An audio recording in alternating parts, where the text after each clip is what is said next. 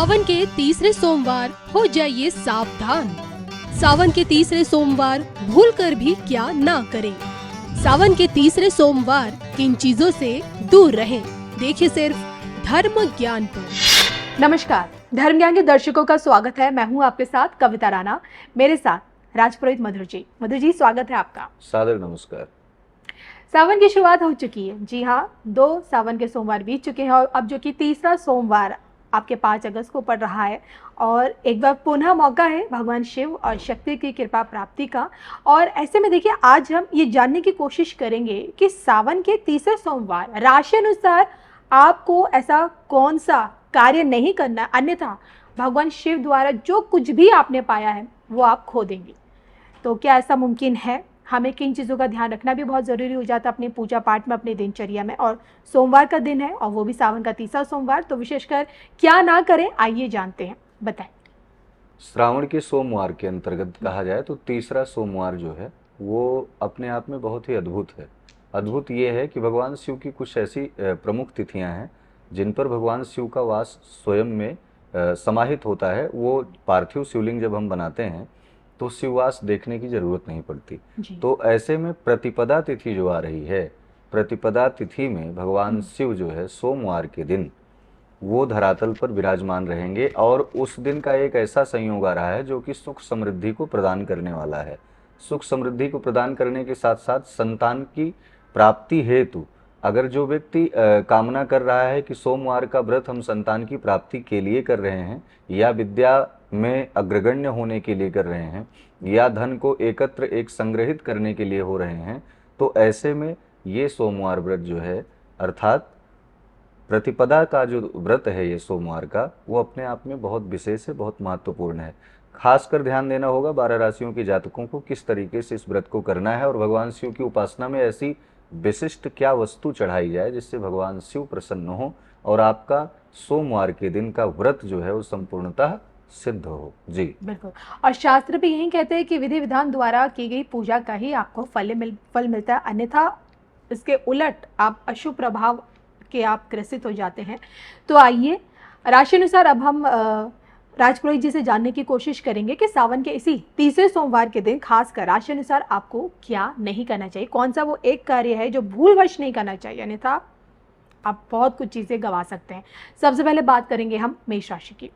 मेष राशि के अंतर्गत आप विशेष रूप से पूजन पाठ कर रहे हैं, भगवान शिव के शिवालय में जाएं। आप भगवान शिव को पंचामृत बना करके चढ़ाएं, चढ़ाने के बाद स्नान कराएं भगवान शिव को। स्नान कराते वक्त ये जरूर याद रहे कि पंचाक्षर मंत्रों का आप स्मरण करें। यदि सामग्री को आप समर्पित कर रहे हैं और पंचाक्षर मंत्र नहीं बोल रहे हैं, तो ऐसी परिस्थिति में कहीं ना कहीं वो जो सामग्री चढ़ाई जाएगी तो सामग्री चढ़ाने का प्रतिफल पूर्ण रूप से आपको नहीं प्राप्त हो पाएगा। इसलिए मेष राशि के जातकों को ये विशेष रूप से ध्यान देना चाहिए कि पंचामृत जो चढ़ाते वक्त आपको ओम नमः शिवाय अर्थात पंचाक्षर मंत्रों का जप अवश्य करना है। जी चलिए, इसी के साथ वृषभ के लिए क्या है? वृषभ राशि के जातक भगवान शिव वृषभ पर स्वयं आरूढ़ होते हैं, वृषभ की सवारी करते हैं। ऐसे में वृषभ राशि के जातकों को भगवान शिव को प्रसन्न करने के लिए शहद चढ़ाएं। शहद चढ़ाने से क्या होगा, आपके जीवन में मृदुभाषिता आएगी, मिठास आएगी, आपका प्रेम संबंध उसमें प्रगाढ़ता आएगी। लेकिन बचना क्या है? बचना ये है कि भगवान शिव को अगर आप प्रसन्न करने के लिए सोमवार के दिन नीले वस्त्रों को धारण करके जा रहे हैं तो आपको उससे बचना चाहिए, यानी कि श्वेत वस्त्र या फिर पीत वस्त्र को धारण करके ही सोमवार के दिन आपको पूजन करना चाहिए। जी मिथुन राशि के लिए कौन सा कार्य वर्जित हो जाता है सोमवार के दिन? मिथुन राशि के जातक सोमवार के दिन भगवान शिव की उपासना अगर कर रहे हैं तो ऐसे में गंगा जल चढ़ा करके भगवान शिव को तो प्रसन्न ही करें, सात्विक, राजस और तामस 3 प्रकार के जो पितृ और प्रेत होते हैं उनमें शांति लाने हेतु भगवान शिव को गंगा जल समर्पित करें। ध्यान रहे कि अगर साधारण जल आप चढ़ा रहे हैं तो उसमें भी गंगा जल मिला करके ही चढ़ाएं, और अन्यथा गंगा जल चढ़ाने से सोमवार व्रत का संपूर्ण लाभ तो मिलेगा ही मिलेगा, लेकिन साधारण जल चढ़ाने से आपको उतना ज़्यादा लाभ नहीं मिलेगा। क्या नहीं करना है आपको? विशेष रूप से अगर आप कोई आसन बिछा रहे हैं तो उस आसन पर प्लास्टिक का आसन आप ना लें। प्लास्टिक का आसन अर्थात ये मान लीजिए कि कुशा का आसन हो या कपड़े का आसन हो तो अति उत्तम होगा।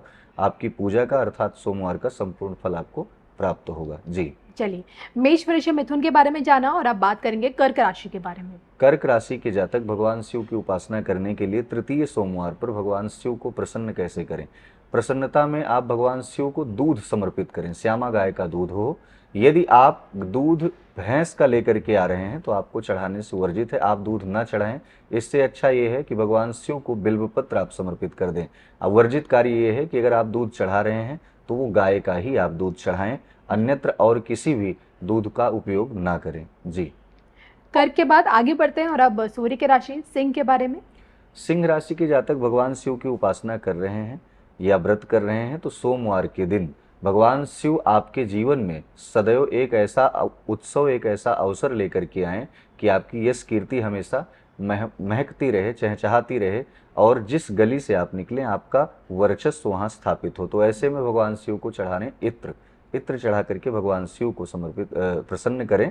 सिंह राशि के जातकों को विशेष रूप से एक कार्य नहीं करना चाहिए। अगर आप सरसों के तेल का दीपक जलाते हैं या सरसों का तेल चढ़ाते हैं तो भगवान शिव को सोमवार के दिन ना समर्पित करें। जी, चलिए, अब तक तो देखिए हमने राजपुरोहित जी से मेष राशि से लेके सिंह तक हमने जाना। अब आगे बढ़ते हुए बात करेंगे कन्या के बारे में। कन्या राशि का स्वामी बुध है और ऐसे में संतान प्राप्ति के लिए प्रत्येक माताएं जो उपाय करती हैं या फिर पुरुष वर्ग भी अपने व्यापार की वृद्धि के लिए उपाय करते हैं तो भगवान शिव को दूर्वा समर्पित करें। दूर्वा समर्पित करने से वंश की वृद्धि होगी, भगवान गणपति प्रसन्न होंगे, भगवान शिव प्रसन्न होंगे।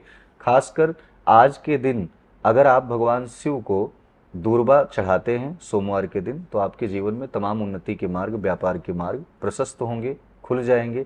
क्या नहीं करना है आपको, सोमवार के दिन अगर पूजन करने जा रहे हैं तो घी का दीपक अगर आप जला रहे हैं तो वस्तुतः आपके लिए लाभदायक होगा, लेकिन तिल के तेल के दीपक से आपको बचना होगा। जी, तुला राशि।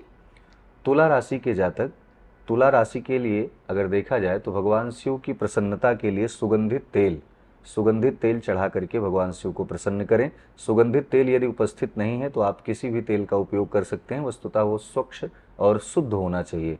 भगवान शिव को तेल का लेपन करें और चढ़ाएं। खास करके तुला राशि के जातकों को अगर सोमवार के दिन उपासना कर रहे हैं तो ऐसे में टूटा हुआ चावल आपको नहीं चढ़ाना चाहिए, जिसके कारण से अन्नपूर्णा जो है या फिर भगवान शिव को जो अक्षत समर्पित होता है वो बिना टूटा हुआ चावल जो होता है वही समर्पित होता है। तुला राशि के जातकों को इससे बचना चाहिए। जी, तो ये हम जानने की कोशिश कर रहे हैं कि शिव आराधना के दौरान क्या आपको नहीं करना है। तुला तक हमने बात की और अब आगे बढ़ेंगे और जानेंगे हम वृश्चिक के बारे में। वृश्चिक राशि के अंतर्गत अगर देखा जाए तो भगवान शिव की उपासना आप करने जा रहे हैं तो भगवान शिव को पुष्पों की माला में मदार पुष्प की माला अगर आप समर्पित करते हैं तो भगवान शिव सोमवार के दिन अति प्रसन्न होते हैं। बचना किस चीज़ से है, अगर आप फटा हुआ बिल्वपत्र जैसे तीनों पत्तियां हैं अगर उसमें एक प्राकृतिक छिद्र हुआ है तो आप भगवान शिव को समर्पित करें। अगर वो फटा हुआ बिल्वपत्र है तो बिल्कुल भी ना चढ़ाएं सोमवार के दिन, अर्थात पूजन करते वक्त ये जरूर ध्यान रखें, नहीं तो उसका जो है साइड इफेक्ट आपको मिलेगा। जी, धनु के लिए क्या जरूरी है। विशेष रूप से धनु राशि के जातक अगर सोमवार के दिन भगवान शिव का व्रत कर रहे हैं तो भगवान शिव के व्रत के अंतर्गत तुलसी मंजरी का उपयोग करें। तुलसी मंजरी भगवान शिव को चढ़ाएं। भगवान शिव तुलसी मंजरी चढ़ाने से अति प्रसन्न होते हैं, लेकिन खास रूप से ध्यान रहे तुलसी दल, अर्थात बहुत सारे लोग ऐसे होते हैं कि तुलसी दल को ला करके भगवान शिव को समर्पित करते हैं, तो तुलसी दल चढ़ाने से आपको बचना होगा। जी, चलिए, धनु के बाद आगे बढ़ते हो। अब शनि की राशि आ जाती है मकर। तो मकर वालों के लिए क्या वर्जित हो जाता है सावन के तीसरे सोमवार के दिन। तीसरे सोमवार के अंतर्गत मकर राशि के जातकों के लिए श्यामा गाय का दूध अगर आपके पास पर्याप्त हो या कहीं से प्राप्त हो जाए तो ऐसी परिस्थिति में भगवान शिव को श्यामा गाय का दूध चढ़ाएं। आप दूध चढ़ाते वक्त पंचाक्षर मंत्रों का जप करें। बहुत सारे लोग ऐसे भी होते हैं जो कि दूध तांबे के लोटे में करके चढ़ाते हैं, ताम्र पात्र में, तो आपको बचना है। मकर राशि के जातकों को ताम्र पात्र में दूध डाल करके नहीं चढ़ाना है, अन्य किसी भी पात्र में, मिट्टी का पात्र हो तब भगवान को शिव को समर्पित कर दें। मकर के बाद कुंभ राशि।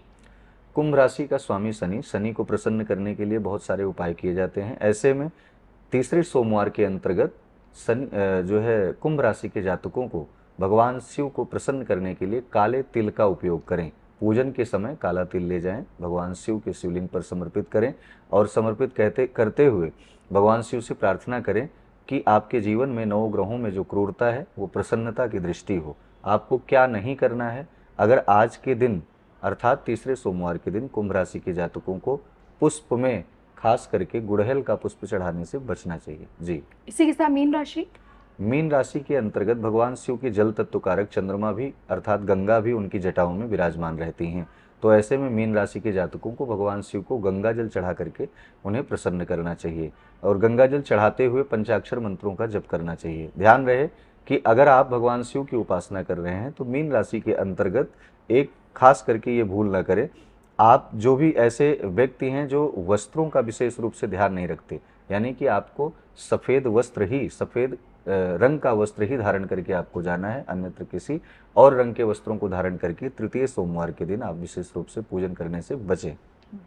तो देखिए कहते हैं कि अधूरी जानकारी हमेशा हानिकारक होती है और यही इसी के चलते हमने राजपुरोहित जी से ही जानने की कोशिश की कि विधि विधान से हम पूजा पाठ तो कर रहे हैं, लेकिन राशि अनुसार वो कौन सी चीज़ें होती हैं जो खासकर सोमवार के दिन हमारे वर्जित हो जाती हैं। आपको ये वीडियो कैसा लगा कमेंट करके बताएगा ज़रूर, और इसी के साथ मुझे और राजपुरोहित जी को दोनों को दीजिए इजाज़त। नमस्कार। नमस्कार।